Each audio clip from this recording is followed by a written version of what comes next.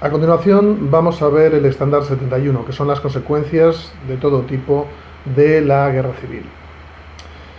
A nivel demográfico, las pérdidas humanas son controvertidas. Todavía no se ha llegado a una cifra de acuerdo entre los historiadores. Se cree que las bajas en combate debieron sumar, entre comillas, solamente 150.000. Pero las personas desaparecidas, las personas represaliadas después de la guerra, los fusilados, los prisioneros políticos y los exiliados parecen sumar entre todos una cifra paradigmática que será muy nombrada después de la guerra, que es la de 1 millón de muertos, 1 millón de bajas, sería quizá la expresión más correcta. Uno de los fenómenos que más acusó España, o la España de la posguerra, fue el exilio. Partieron al exilio las generaciones más preparadas, porque todos aquellos que podían aspirar a un futuro en el extranjero decididamente salieron de España para trabajar en México, en Estados Unidos, en Inglaterra, en Francia, en muchos países de Sudamérica, por ejemplo Argentina, Chile, Perú, Venezuela. Realmente se puede hablar de una tercera España. Habría una primera España, que sería la de izquierdas, una segunda España, que sería la de derechas, y una tercera España que no quería verse envuelta en el conflicto o que tuvo que salir huyendo, puesto que quedarse en la España de la posguerra hubiera podido ser la causa de ser fusilado. Exiliados famosos de la guerra civil pues van a ser el historiador Claudio Sánchez Albornoz, el médico y premio Nobel de Medicina Severo Ochoa, el posteriormente también premio Nobel de Literatura Juan Ramón Jiménez, el médico Gregorio Marañón, que se exilió en Inglaterra, José Ortega y Gasset, el filósofo que se exilió en Argentina, el músico Manuel de Falla, que también se exilió en Argentina, el poeta Rafael Alberti en Italia, Luis Buñuel, ganador del Oscar, fue exiliado sobre todo primero en Francia y después en México, y Pablo Picasso, quizá el artista más conocido, que por su pertenencia al Partido Comunista de España tuvo que irse a Francia. De hecho, los franceses se atribuyen muchas veces su nacionalidad.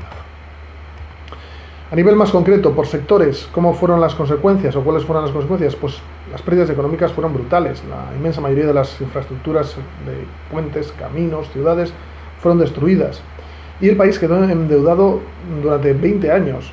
Las reservas del Banco de España de oro habían sido vendidas por la República para conseguir armamento soviético, y Franco debía a las potencias de la Alemania nazi y la Italia fascista unos 300.000 millones de pesetas, es decir, el país estaba completamente arruinado y el nivel de renta no se recupera hasta 1959, 20 años después del término del conflicto.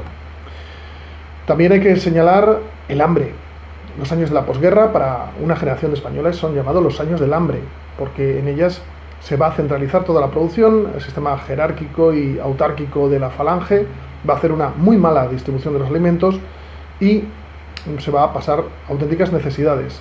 Prácticamente cualquier cosa que se pueda comer, se come, y muchas veces hasta eso faltaba.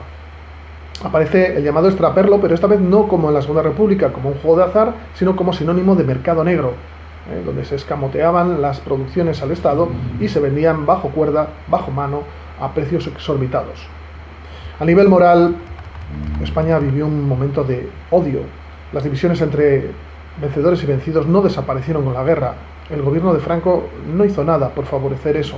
Al contrario, recordaba cada año, el 18 de julio, un desfile militar, la victoria sobre lo que no eran otra cosa que sus compatriotas. De tal manera que esa división pues, ha perdurado incluso hasta nuestros días, donde es fácil encontrar el conflicto en nuestra sociedad por un motivo que ya ocurrió hace casi 80 años. Moralmente comienza un periodo de postración, de hambre, de miseria, de ruinas. Incluso el gobierno franquista pues, lleva a cabo una reforma monetaria en contra de los vencidos, es decir, elimina de un plumazo y sin cambio ninguno el dinero republicano y condena a la miseria a miles de personas que habían vivido toda la guerra en el bando republicano, muchas de ellas sin querer en absoluto apoyar al gobierno republicano, pero que vivían ahí. Y suele decirse, lo dicen en la novela La colmena de Camilo José Cela, que una vez que terminó la guerra, no comenzó la paz, sino que comenzó la victoria. Y es que estas divisiones, estos